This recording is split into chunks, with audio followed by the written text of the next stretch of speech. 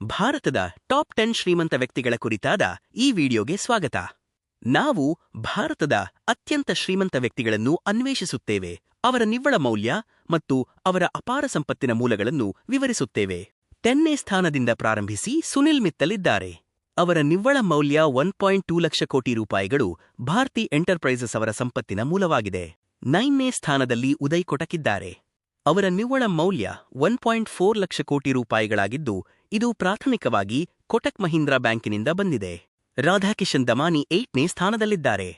ಅವರ 1.6 ಲಕ್ಷ ಕೋಟಿ ರೂಪಾಯಿ ಸಂಪತ್ತು ಅವೆನ್ಯೂ ಸೂಪರ್ಮಾರ್ಟ್ಸ್ನಿಂದ ಬಂದಿದೆ. 7ನೇ ಅತ್ಯಂತ ಶ್ರೀಮಂತ ಭಾರತೀಯ ಕುಮಾರ ಮಂಗಲಂ ಬಿರ್ಲಾ, ಆದಿತ್ಯ ಬಿರ್ಲಾ ಗ್ರೂಪ್ನಿಂದ ಪಡೆದ 1.8 ಲಕ್ಷ ಕೋಟಿ ರೂಪಾಯಿಗಳ ನಿವ್ವಳ ಮೌಲ್ಯವನ್ನು ಹೊಂದಿದ್ದಾರೆ.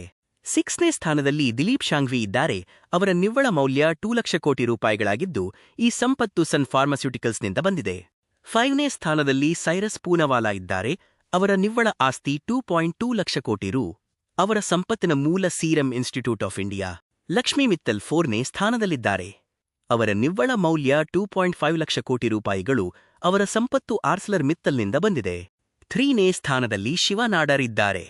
ಅವರ ನಿವ್ವಳ ಮೌಲ್ಯ 3.0 ಲಕ್ಷ ಕೋಟಿ ರೂಪಾಯಿಗಳು. ಅವರ ಸಂಪತ್ತಿನ ಮೂಲ HCL ಟೆಕ್ನಾಲಜೀಸ್. ಗೌತಮ್ ಅದಾನಿ 2ನೇ ಸ್ಥಾನದಲ್ಲಿದ್ದಾರೆ. ಅವರ ಗಣನೀಯ ನಿವ್ವಳ ಮೌಲ್ಯ 7.5 ಲಕ್ಷ ಕೋಟಿ ರೂಪಾಯಿಗಳು ಅದಾನಿ ಗ್ರೂಪ್ನಲ್ಲಿ ಬೇರೂರಿದೆ. ಕೊನೆಯದಾಗಿ ಭಾರತದ ಅತ್ಯಂತ ಶ್ರೀಮಂತ ವ್ಯಕ್ತಿ ನಂಬರ್ 1 ಸ್ಥಾನದಲ್ಲಿ ಮುಖೇಶ್ ಅಂಬಾನಿ ಇದ್ದಾರೆ. ಅವರ ನಿವ್ವಳ ಮೌಲ್ಯ 8.5 ಲಕ್ಷ ಕೋಟಿ ರೂಪಾಯಿಗಳಾಗಿದ್ದು, ರಿಲಯನ್ಸ್ ಇಂಡಸ್ಟ್ರೀಸ್ ಅವರ ಮೂಲವಾಗಿದೆ. ಇನ್ನಷ್ಟು ಆಸಕ್ತಿದಾಯಕ ವಿಡಿಯೋಗಳಿಗಾಗಿ ಈ ಚಾನೆಲ್ಗೆ ಚಂದಾದಾರರಾಗಲು ಮರೆಯಬೇಡಿ. ವೀಕ್ಷಿಸಿದ್ದಕ್ಕೆ ಧನ್ಯವಾದಗಳು.